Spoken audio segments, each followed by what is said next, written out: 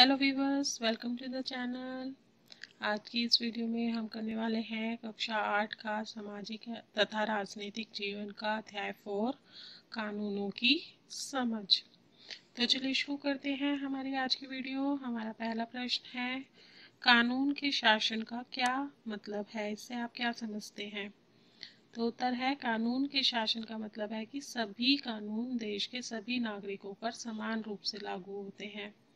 ठीक है, कानून से ऊपर कोई व्यक्ति नहीं है, फिर चाहे वह राष्ट्रपति ही क्यों ना हो। मतलब सभी के लिए बराबर है कानून, चाहे कोई कितना भी बड़ा व्यक्ति हो, कानून उससे उसकी पदवी से प्रभावित नहीं हो सकता। ठीक है, अपराध के लिए सजा है और सजा के लिए एक तय प्रक्रिया है, एक प्रोसेस है जिसके थ्रू जो है अपराधी को अपराध मिलता है। वो प्रोसेस क्या है, उससे क्या होता है, उस प्रोसेस के थ्रू क्या होता है कि उस अपराधी का अपराध साबित किया जाता है, और यदि व्यक्ति अपराधी साबित हो जाता है तो उसे सजा भी मिलती है। ठीक है, अगले प्रश्न पर आते हैं। अगला प्रश्न है, इतिहास इस दावे को गलत मानता है कि भारत में कानून का शासन अंग्रेजों ने शुरू किया था। क्यों क्यों इस दावे को गलत मानते हैं इतिहासकार? उत्तर है, भारत के कानून बनाने में भारतीय राष्ट्रवादियों की बड़ी भूमिका रही है, क्योंकि अंग्रेज कानून को मनमानेपन से चलाते थे और भारतीयों पर थोपते थे जैसे उनका मन करता था, जिस हिसाब से उन्हें लगता था कि इस तरह से वो ज़्यादा से ज़्यादा फायदा ले सकते हैं, उसी तरह के कानून बनाकर भारतीयों पर थोप देते थे। उस समय राष्ट्रवादियों ने ही उनका विरोध किया था तथा न्याय के लिए आवाज उठाई थी। ठीक है ना, तो इसलिए यह दावा विवादास्पद है कि भारत में कानून का शासन अंग्रेजों ने शुरू किया था, क्योंकि अंग्रेजों ने तो मनमाने कानून बनाए ना और थोपे भारतीयों पर। राष्ट्रवादियों ने उस समय आवाज उठाई कि भाई ये विरोध ही है, ये हमारे भारतीयों के विरोध में है ये कानून, इसे हटाना चाहिए या इसमें संशोधन करना चाहिए। तो इसलिए ये जो सेंटेंस है कि भारत में कानून का शासन अंग्रेजों ने शुरू किया, इसके ऊपर विवाद है।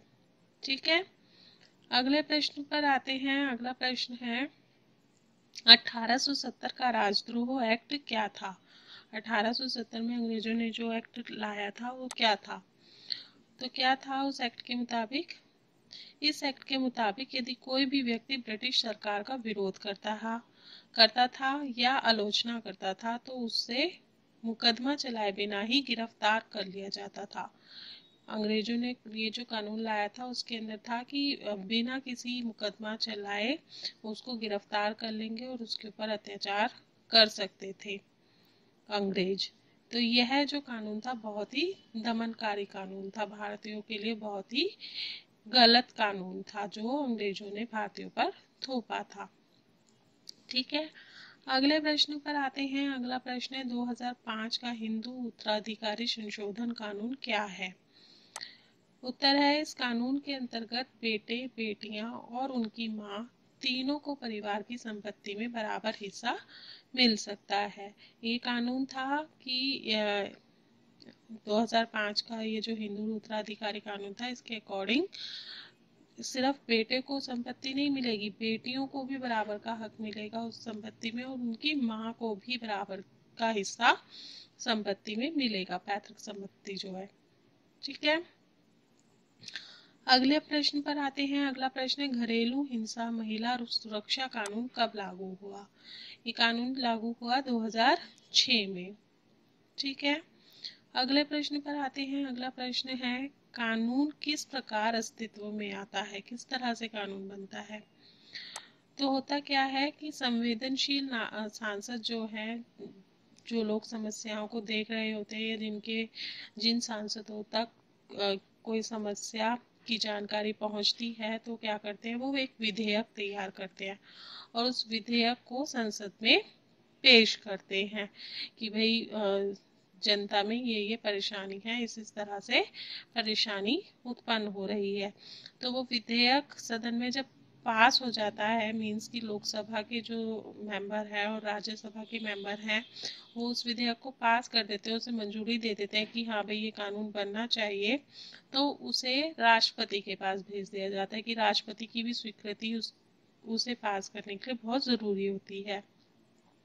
और जब राष्ट्रपति जी भी उस विधेयक को स्वीकृति दे देते हैं, तो मंजूरी दे देते हैं, तो वो जो विधेयक होता है वो कानून बन जाता है और वो कानून लागू हो जाता है जनता के ऊपर। और इसी प्रकार ये जो घरेलू हिंसा महिला सुरक्षा कानून था, ये कानून भी इसी प्रकार से बना। कुछ महिलाओं ने अपनी समस्या हिंसा की समस्याओं का उल्लेख किया, उन लोगों के सामने रखी, शिकायतें दर्ज कराई, तो उसके बाद में सांसदों ने उसके ऊपर विधेयक बनाया। विधेयक दोनों सदनों में पास हो गया, फिर राष्ट्रपति जी के पास पहुंचा मंजूरी के लिए। राष्ट्रपति जी की भी मंजूरी उसे मिल गई, तो वो कानून बन गया और 2006 में वो लागू हो गया।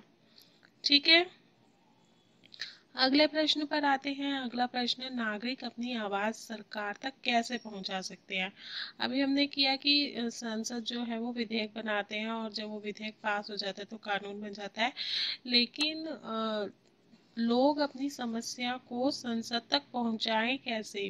कौन से ऐसे तरीके हैं जिनसे लोग अपनी समस्याओं को संसद तक पहुंचा सकते हैं? तो कौन कौन से तरीके हैं जिनके द्वारा अपनी आवाज़ पहुंचाई जा सकती है संसद तक? वो है, नागरिक अपनी आवाज़ सरकार तक टेलीविज़न रिपोर्ट के द्वारा, अखबार के संपादन के द्वारा, रेडियो प्रसारण के द्वारा और संचार के माध्यमों के द्वारा संसद तक पहुंचा सकते हैं। ठीक है, और सिर्फ अपनी आवाज़ ही नहीं, अपनी समस्याओं को ही नहीं रख सकते। यदि कोई कानून बना है और लोगों उस कानून से सहमत हैं या असहमत भी हैं, उन्हें लगता है कि वो कानून दमनकारी है, लोगों के हित में नहीं है, तो वो अपनी असहमति भी प्रकट कर सकते हैं। और वो भी इन्हीं तरीकों से वो अपनी असहमति या सहमति प्रकट कर सकते हैं और अपनी आवाज़ को, अपने ओपिनियन को सरकार तक पहुंचा सकते हैं। ठीक है, अगले प्रश्न पर आते हैं। अगला प्रश्न है, अलोकप्रिय और विवादास्पद कानून पर किस प्रकार अंकुश लगाया जा सकता है? किस तरह से विवादास्पद कानून जो है उनको रोका जा सकता है?